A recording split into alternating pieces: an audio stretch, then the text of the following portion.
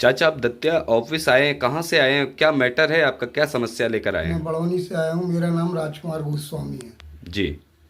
मेरी समस्या ये है कि मेरे बड़े भाई कैलाश नारायण गोस्वामी मुझे जान से मारने की धमकी दे रहे हैं। और मेरी जो ज़मीन है मेरे पिताजी ने खरीदी थी और बड़े होने के नाते इनके नाम कर दी थी। पिताजी जीते जी अपने सब पंचों के आगे ये लिख के गए थे कि ये ज़मीन में से 5 बीघा बहन विजय उपाध्याय के लिए जो चूनगर फाटक पर रहती हैं उनके लिए दे गए थे और पंचों के सामने लिख गए थे। और इस कंपनी के जो ज़मीन थी जो पिताजी ने खरीदी थी और इस ज़मीन का एग्रीमेंट भी हुआ था डीएस कंपनी में जो भाई के नाम हुआ था।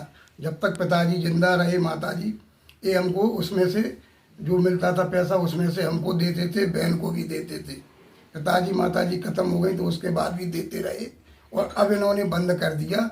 और ना तो ज़मीन दे रहे वापस, ना ज़मीन में से कुछ पैसा दे रहे हो। कह रहे हम खुद बेच के इसको लेंगे, पैसा इसका पूरा हम लोगों को नहीं दे रहे। तो हमने कोर्ट में भी इसका दावा किया कि दोनों भाई दोनों बहनों ने मिलके।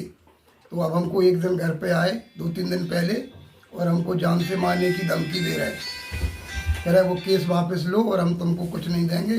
और तुम्हारा लड़का है जो आकाश वो वहाँ खेत पे पहुँच जाता है, हम खंडे तोड़वा रहे उसको रोकने पहुँच जाता है तो उसी खंडों में हम दाब देंगे, मार देंगे उसके लिए खंडा पटक के। ये धमकी किसने दी आपको? कैलाश नारायण गोस्वामी ने, जो हमारे बड़े भाई हैं। थाने में आपने बड़ौनी थाने में शिकायत दर्ज कराई? बड़ौनी थाने में कराई 2-3 बार शिकायत। तहसीलदार के यहाँ नहीं करी, अभी कलेक्टर एसपी साहब के यहाँ दी।